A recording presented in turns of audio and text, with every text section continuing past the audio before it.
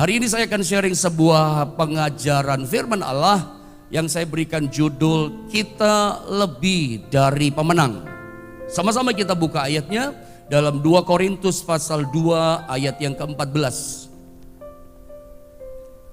Mari Bapak Ibu Saudara kita baca ayat ini bersama-sama. 2 Korintus pasal 2 ayat 14, 1, 2, dan 3. Tetapi syukur bagi Allah yang dalam Kristus selalu membawa kami di jalan kemenangannya. Dengan perantaraan kami, Ia menyebarkan keharuman pengenalan akan Dia di mana-mana. Saya baca ulang sekali lagi nih ayat firman Allah. Tetapi syukur bagi Allah. Nomor satu memang harus ucapan syukur kepada Tuhan. Ya. Enkaristio kata bahasa aslinya, berterima kasih yang sangat dalam kepada Tuhan. Yang dalam Kristus dikatakan selalu membawa kami di jalan kemenangannya. Jadi tren jalan ini dibawa sama Tuhan itu namanya jalan kemenangan, saudara ya. Dengan perantaraan kami Ia menyebarkan keharuman pengenalan akan Dia di mana-mana. Nah, saya bawa saudara pada terjemahan lama atau suka disebut ejaan lama. Versinya Dr. Bode, terjemahan lama Alkitab yang zaman dulu. Itu dipakai disalin dengan kata begini. Tetapi syukurlah kepada Allah yang senantiasa mengarak kami ya di dalam perarakan sebab kemenangan di dalam Kristus.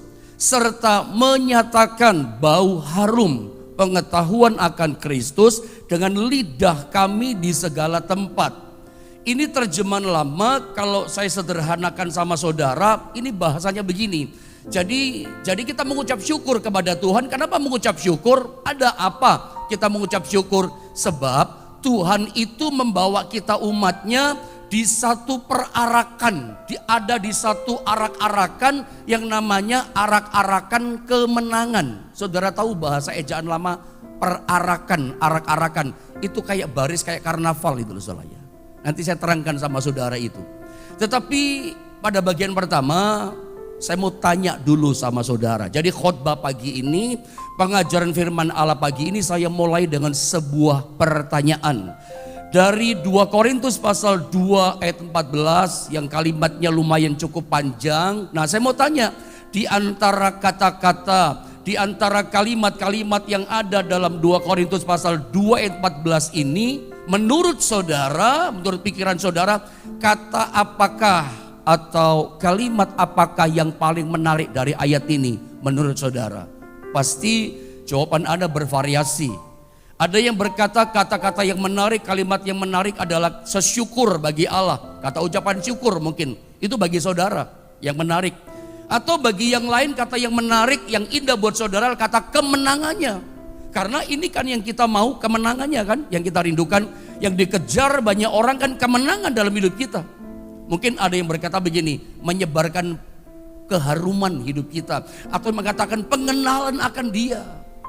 Saya percaya di antara saudara kalau saya tanya kata yang indah, kata yang menarik dari kalimat firman Allah, macam-macam jawabannya bervariasi. Tetapi menurut saya, kalau saya sharing, saya bagikan sama saudara, menurut saya kata yang paling indah, kata yang menarik di hati saya justru kata selalu. Ada banyak kata yang indah memang, ada banyak kata-kata yang menarik dari ayat yang barusan kita baca. Tetapi menurut saya, kata yang saya pilih, kata yang menarik itu kata selalu. Perhatikan kalimatnya, saya baca ya. Perhatikan ada kata selalu. Kata yang menarik dari ayat ini adalah kata selalu. Perhatikan kalimat ini. Tetapi syukur bagi Allah. Dikatakan apa? Yang dalam Kristus selalu. Selalu apa? Selalu membawa kami di jalan kemenangannya. Justru yang menarik saya kata selalu. Coba Anda bayangkan, saudara yang seandainya tidak ada kata selalu. Kata selalu dicabut dari ayat ini, diambil dari ayat ini. Kayaknya ayat ini kalimatnya jadi nggak pas. Bunyi kalimat 2 Korintus pasal 2 14 jadi nggak mantep. Sebab menurut saya kalimat-kalimat janji firman Allah ini menjadi pas banget, menjadi keren top begitu ya, menjadi mantep. Justru karena ada kata selalu. Coba seandainya Kata selalu diganti dengan kata yang lain. Malah meragukan, malah nggak mantep gitu. Misalnya begini, misalnya Anda lihat kalimatnya. Tetapi syukur bagi Allah yang dalam Kristus jarang-jarang membawa kami di jalan kemenangannya. Nggak enak kan saudara ya? Atau begini kalimatnya, tetapi syukur bagi Allah yang dalam Kristus kadang-kadang membawa kami di jalan kemenangannya. Atau ganti kata semoga, nggak enak kan? Justru yang membuat janji Allah dalam firman Allah ini menjadi mantep pas keren buat kita, itu kata selalu. Kita mengucap syukur kepada Allah yang dalam Kristus selalu, dikatakan apa? Selalu membawa kami di jalan kemenangannya. Selalu. Jadi trennya adalah tren menang, selalu di jalan kemenangannya. Jadi saya mau ingatkan sekali lagi Bapak Ibu Saudara, bahwa Tuhan itu, Yesus lewat kematian kebangkitannya, setiap orang yang percaya kepada Yesus, itu Yesus pimpin, Yesus bawa kita di satu jalan yang namanya jalan selalu dibawa di jalan kemenangannya. Jadi trennya tren menang, bukan tren kalah.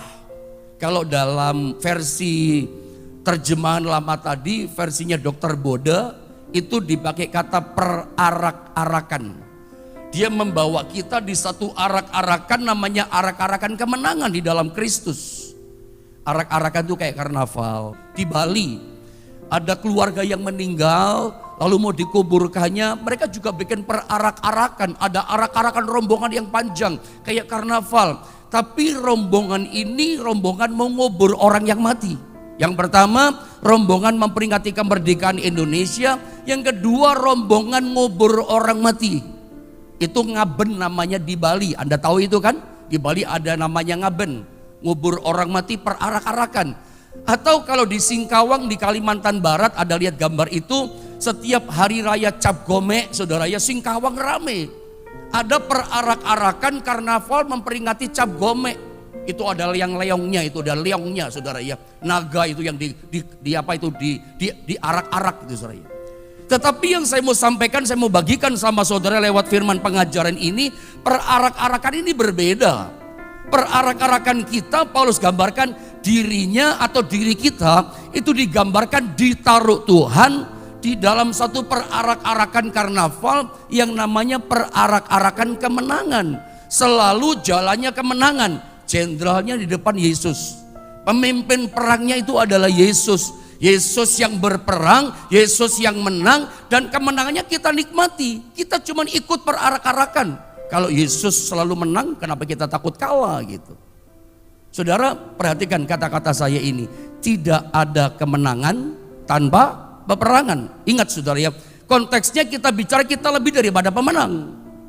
Dan memang Tuhan taruh setiap kita di satu barisan, satu arak-arakan, namanya arak-arakan kemenangan. Dan pemimpin arak-arakannya di depan, jenderalnya, panglima perangnya namanya Yesus. Yang berperang, yang sudah menang Yesus. Kita cuma nikmati, cuma baris ngalami kemenangan kok saudara. Dan selalu menang gitu. Makanya saya katakan begini, tidak ada kemenangan tanpa peperangan. Tidak ada kemenangan tanpa pencobaan. Sorga adalah tempatnya para pemenang. Sorga bukan tempatnya para pecundang. Sorga bukan tempatnya orang-orang yang takut. Lalu bagaimana? Lalu kenapa kita menjadi orang Kristen kita takut perang, takut hadapi pencobaan, ada pencobaan kita menghindar, ada pencobaan kita stres, tidak berani menghadapi peperangan, takut hadapi pencobaan. Padahal surga itu isinya para pemenang. Nah pertanyaannya bagaimana kita ngalami kemenangan kalau nggak ada peperangan? Selalu kalau kita takut perang, takut hadapi pencobaan, Anda nggak pernah disebut lebih daripada pemenang. Sorga itu tempatnya para pemenang, bukan orang-orang kalah, bukan orang-orang pecundang, para pemenang.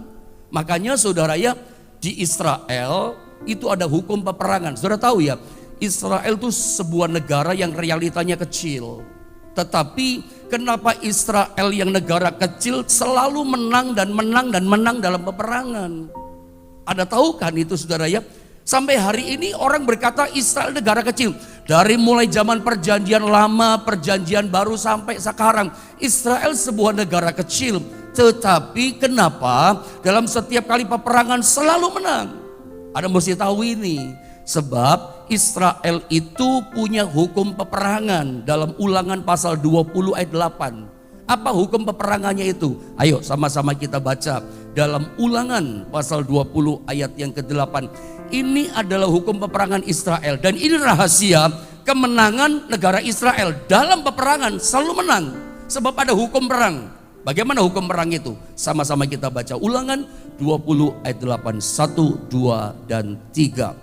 Lagi para pengatur pasukan itu harus berbicara kepada tentara demikian. Siapa takut dan lemah hati, ia boleh pergi dan pulang ke rumahnya, supaya hati saudara-saudaranya jangan tawar seperti hatinya. Perhatikan kalimatnya ya. Perhatikan kalimatnya. Lagi para pengatur pasukan itu harus berbicara kepada tentara demikian.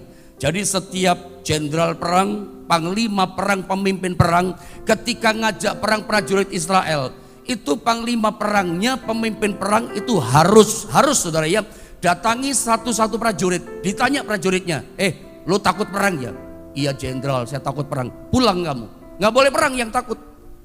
Datang lagi, kamu takut perang ya? Iya jenderal, takut perang. Pulang. Perhatikan kalimat ini. Siapa takut, jelas ya, dan lemah hati, takut dan lemah hati, ia boleh pergi. Ya, dan pulang ke rumahnya. Nggak boleh perang orang takut sama lemah hati. Sebab begini, supaya, coba sama-sama kita baca keras kata supaya, 2 dan 3. Supaya hati saudara-saudaranya jangan tawar seperti hatinya. Kenapa nggak boleh perang? Kenapa orang takut, orang lemah hati, orang tawar hati disuruh pulang? Lu nggak usah ikut perang, lu pulang. Nggak dinilai, nggak ada nilainya, nggak masuk hitungan, itu lebih tepat. Nggak masuk hitungan, lu pulang saja deh, lu nggak ada gunanya. Lu lemah hati, lu penakut, lu tawar hati, nggak masuk hitungan. Kenapa disuruh pulang? Karena orang yang takut nggak mungkin menang dalam peperangan. Itu nomor 1. Ingat baik-baik. Orang takut tidak akan mungkin menang dalam peperangan. Yang kedua lebih berbahaya. Orang takut ini lebih berbahaya. Dia bisa menularkan rasa takutnya kepada yang lain lewat apa? Mulutnya. Dia akan ngomong ketakutannya, dia akan cerita tawar hatinya, nular sama yang lain. Ini lebih bahaya. Makanya orang takut suruh pulang. Orang takut gak mungkin menang perang dan nularin sama yang lain. Makanya ingat, Amsal 4 ayat 23 itu perjanjian lama katakan begini, jagalah hatimu dengan penuh kewaspadaan, jaga hatimu, karena dari situlah terpancar kehidupan. Kita disuruh jaga hati. Jangan sampai hati ada takut, jangan sampai hati ada tawar, jangan sampai hati jadi lemah, ada kecewa, ada kepahitan. Itu semua saya sebut, saya beri nama racun kehidupan.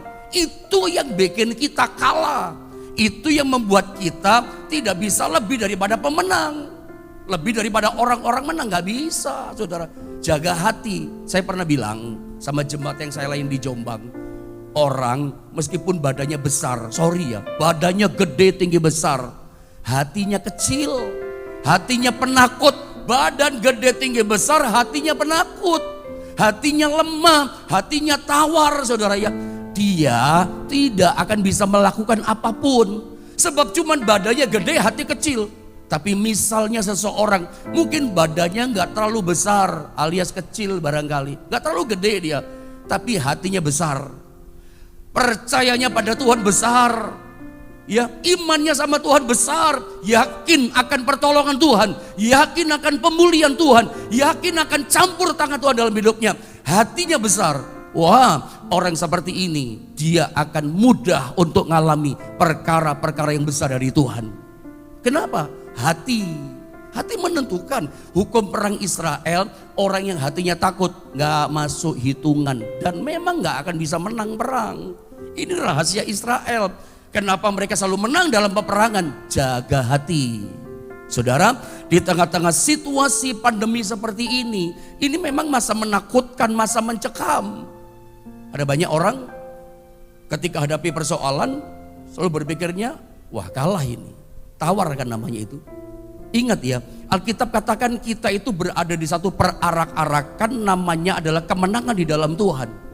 Ya, di dalam 2 Korintus tadi dikatakan bahwa Tuhan, kita bersyukur kepada Yesus karena Yesus membawa kita di jalan kemenangannya. Selalu dibawa di jalan kemenangan, selalu.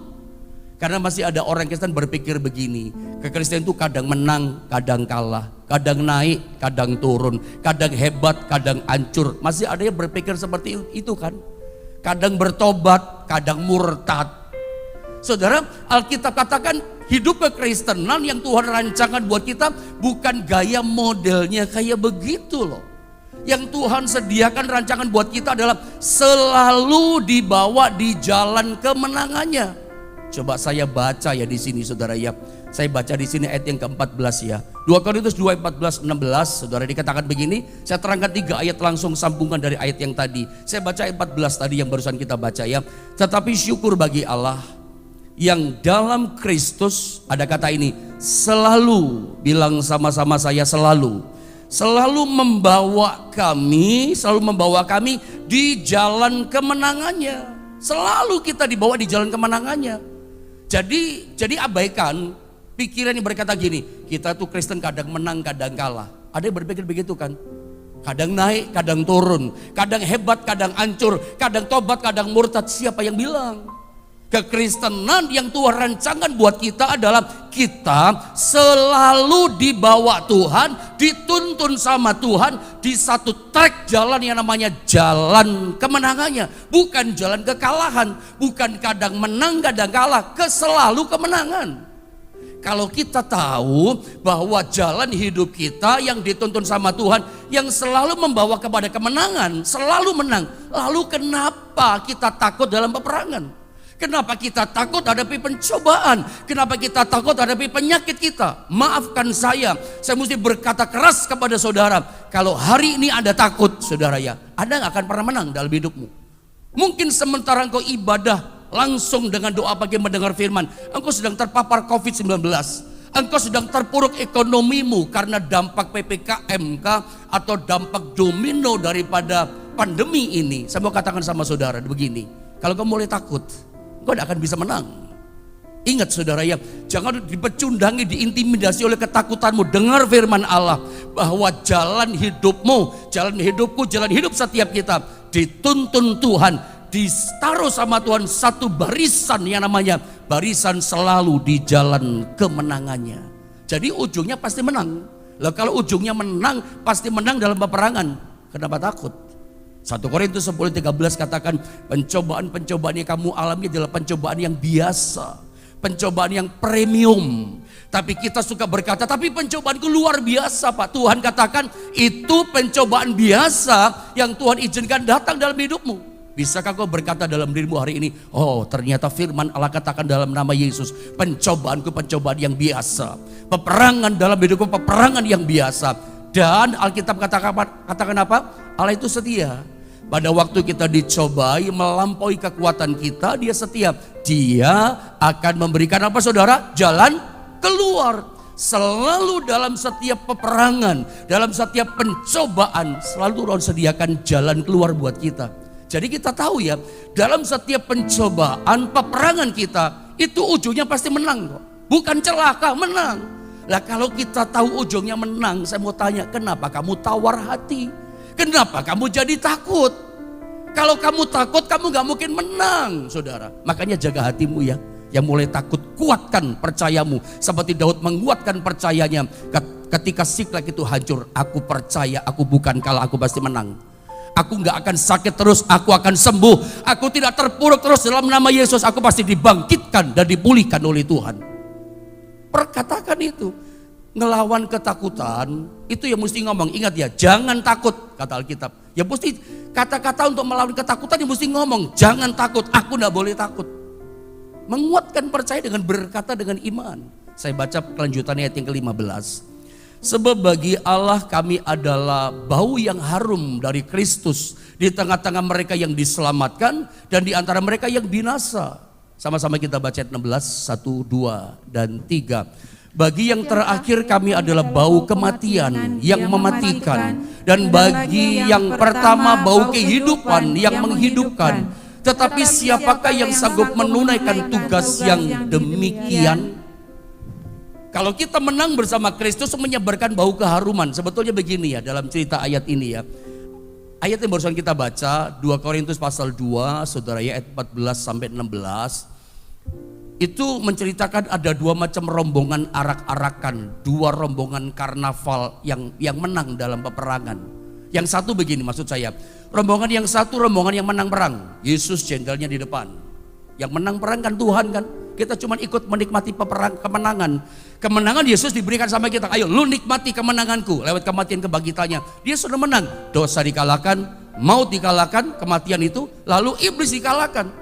Iblis itu kan biangnya pencobaan. Dia sudah kalah.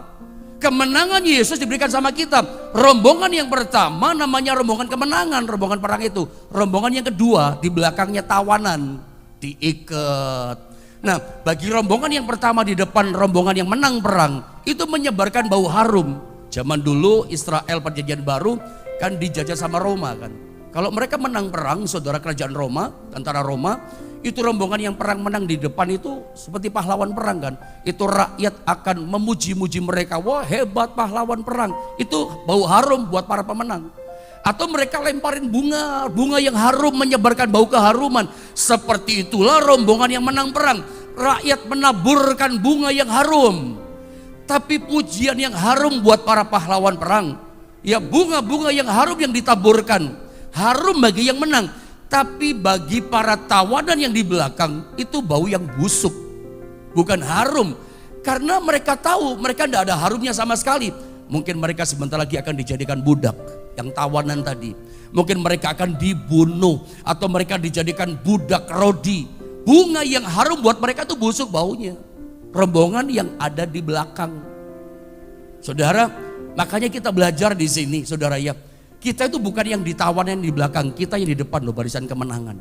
Yang menyebarkan keharuman. Saya percaya di balik setiap peperangan, di balik setiap pencobaan atau sakit penyakit yang Anda hadapi pada masa pandemi ini, ingat kalau engkau punya hati yang kuat, bukan hati takut dan tawar, tapi hati yang percaya, trennya saudara, kehidupan saudara bukan kalah, tapi pasti menang, katakan dengan iman, maka ketika kau bisa melewati peperangan dan menang, itu menyebarkan keharuman nama Tuhan. Nama Tuhan dipermuliakan. Oh betul ya, ternyata ikut Tuhan pasti ujungnya kemenangan. Bukan berarti gak ada peperangan, tapi yang penting jangan takut. Takut gak akan menang dalam peperangan. Sedikit saya cerita. Anda tahu cerita perjanjian lama tentang siapa itu namanya Gideon. Gideon pernah nangis berdoa sama Tuhan karena dia punya tentara cuma 32.000 orang. Tahu cerita itu saudara ya? Dia perang dengan orang Midian, jumlah tentaranya 135.000 orang. 135.000 melawan 32.000 gak seimbang. Makanya Gideon nangis. Tapi Tuhan berkata begini, Gideon terlalu banyak tentaramu. Lalu bagaimana Tuhan? Kasih tahu yang takut suruh pulang. Hari itu, satu hari itu yang takut 22.000 orang, tinggal 10.000. Jadi ternyata di antara yang berani sama yang takut banyak yang takut loh. Ini ukuran firman yang bilang. Artinya begini, bahwa ternyata ada banyak orang Kristen lebih banyak yang takut daripada yang mentalnya mental juara. Mentalnya mental pemenang. Ingat kita lebih daripada pemenang. Tapi Alkitab katakan hari itu 22.000 yang pulang. Ini menggambarkan hidup kekristenan di dunia ini. Bahwa ternyata lebih banyak orang yang takut daripada mentalnya mental pahlawan. Mental pemenang, mental juara. Dan Tuhan katakan 10.000 masih banyak Gideon. Lalu bagaimana Tuhan sambil nangis Gideon? Suruh minum di air. Yang minum kayak anjing langsung jila di air, suruh pulang. Yang pakai tangan terpilih untuk perang 300 orang, nggak sampai 1%. Tapi dengan angka 300 orang yang berani berperang, nggak ada takut, nggak ada tawar. Dengan 300 melawan 135.000 orang, itu bisa menang. Jumlahnya nggak sebanding. Melawan masalah yang besar, sebuah peperangan yang besar, itu bisa menang. Kenapa? Tuhan yang berperang sama mereka. Saya mau kasih tahu, kekuatan kita terbatas. Anda mungkin sakit rasanya gak berdaya hari ini, tapi kuatkan hatimu. Engkau sedang terpuruk ekonomimu, pekerjaanmu, aduh rasanya lemah, tidak ada daya untuk menang. Tapi ingat loh, yang menang bukan kita. Yang menang Tuhan, yang berperang memberikan kemenangan Tuhan. Kemenangannya diberikan sama kita. Makanya ada satu ayat yang terkenal. Sama-sama kita deklarasikan ayat ini. Sama-sama kita baca ayat ini. Roma 8 ayat 37. Ayo yang takut-takut, kamu yang lagi lemah, yang terpuruk, baca, perkatakan ayat ini dengan keras. Roma 8:37, sama-sama kita baca. 2 dan 3. Tetapi dalam semuanya itu kita lebih daripada orang-orang yang menang oleh Dia yang telah mengasihi kita. Oleh Dia. Kemenangan kita oleh Dia. Alkitab katakan begini, tetapi dalam semuanya itu, dalam semua masalah peperangan hidup kita, kita lebih daripada orang-orang yang menang. Terjemahan lain berkata, kita lebih daripada pemenang. Kita lebih daripada orang-orang yang menang. Di dunia ini kalau ada orang menang, kita lebih daripada orang-orang yang menang itu. Manny Pacquiao misalnya menang dalam tinju, kita lebih daripada itu. Siapa yang ada tunjukkan sama saya? Dia menang, Pak. Kita lebih daripada pemenang. Kenapa? Oleh Dia, oleh Yesus. Kita mungkin lemah. Kita mungkin berkata, aku tidak berdaya pendeta. Untuk tolong hidupku pun tidak bisa, aku tidak mampu. Sakitku membuat aku tidak berdaya. Ayo, jaga hatimu, jangan takut, jangan diintimidasi oleh keadaan yang ada. Tuhan pahlawan perang yang memberikan kemenangan. Yang memberikan kemenangan adalah Tuhan, yang di depan Tuhan loh yang berperang. Kita diarak-arakan, yang babat alas, yang buka kemenangan Tuhan. Coba kita lihat ayat ini, beberapa ayat. Saya mau selesaikan, saudara ya. Mazmur 24, saya baca dengan cepat, ayat 7 sampai 10. Ayat ini hampir sama bunyinya, tapi ada satu yang berbeda. Nah ini saya mau angkat sama saudara. Angkatlah kepalamu hai pintu-pintu gerbang, dan terangkatlah kamu hai pintu-pintu yang berabad-abad, supaya masuk Raja Kemuliaan. Ayat 8 perhatikan. Siapakah itu Raja Kemuliaan? Tuhan jaya dan perkasa. Tuhan perkasa dalam peperangan. Ini yang saya maksudkan. Lihat, angkatlah kepalamu hai pintu-pintu gerbang, dan terangkatlah kamu hai pintu-pintu yang berabad-abad, supaya masuk Raja Kemuliaan. Sama kalimatnya. Siapakah Dia itu Raja Kemuliaan? Sama kan? Tuhan semesta alam, Dialah Raja Kemuliaan, Selah, dan seterusnya. 4 ayat ini kalimatnya hampir sama. Kenapa ditulis ulang? Tapi ingat, ayat 8 itu berbeda. Ada kalimat yang berbeda, maksud saya. Kalimat apa yang berbeda? Tuhan perkasa dalam peperangan. Tuhan dalam ayat ini disebut sebagai Tuhan yang perkasa. Ingat saudara ya, itu sebutan Tuhan. Ketika Yesus lahir di Bethlehem, datang sebagai manusia, Yesus pun dikasih sebutan dalam ayat ini Allah yang perkasa. Saya tunjukkan ayatnya. Yesaya 9 ayat 5. Sama-sama kita baca ayat yang sering dibaca pada waktu Natal 2 dan 3.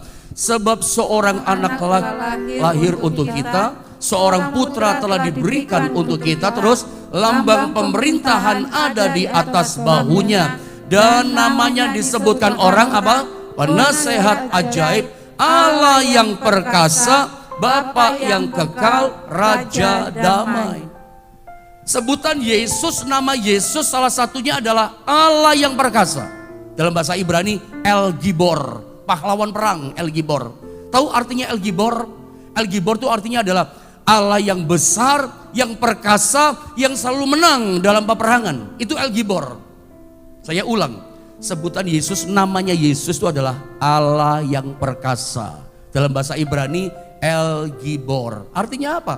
Allah yang besar dan perkasa, yang selalu menang dalam peperangan. Jadi kita itu berada di barisannya Tuhan Yesus yang selalu menang dalam peperangan. Barisannya El Gibor, selalu menang. Lah kalau kita tahu selalu menang, kenapa kita takut dengan peperangan? Banyak orang bertanya begini, di mana ya Tuhan pada waktu saya susah? Di mana Tuhan pada waktu saya kecewa? Di mana Tuhan pendeta pada waktu saya menghadapi sakit kok tidak ada pertolongan? Di mana Tuhan ketika saya diperlakukan tidak adil oleh dunia ini? Di mana Tuhan ketika saya bangkrut terpuruk? Banyak orang bertanya, di mana Tuhan? Kok Tuhan gak tolong? Kok Tuhan gak jawab? Seringkali ketika kita pada masa peperangan, kita bingung. Kita bertanya-tanya dalam pencobaan kita, di mana Tuhan? Sepertinya kita gak lihat Tuhan. Memang kita gak bisa lihat Tuhan. Tapi saya mau kasih tahu satu ayat. Kita kunci ayat yang terakhir. Agak panjang sedikit saudara ya. Ayat yang terakhir, betul-betul terakhir buat kita. Sefanya 3:16, 2 ayat kita sama-sama baca langsung, 2 dan 3. Pada hari itu akan dikatakan kepada Yerusalem, janganlah takut hai Sion, janganlah tanganmu menjadi lemah lesu. Terus Tuhan Allahmu ada di antaramu sebagai pahlawan yang memberi kemenangan. Terus ia bergirang karena engkau dengan sukacita, ia membaharui engkau dalam kasihnya, ia bersorak-sorak karena engkau bersorak-sorai. Tuhan tidak mau Bapak Ibu Saudara kamu pagi ini dalam ketakutan. Yang Tuhan mau apa? Kamu mesti bersuka cita, kamu mesti bersorak-sorai dan bersorak-sorak. Saya rindu lewat pengajaran firman Allah ini. Di rumah-rumah saudara, dalam diri saudara ada sorak-sorak, ada sorak-sorai, ada sukacita yang besar. Aku mau kamu bersuka cita, bersorak-sorak dan bersorak-sorai.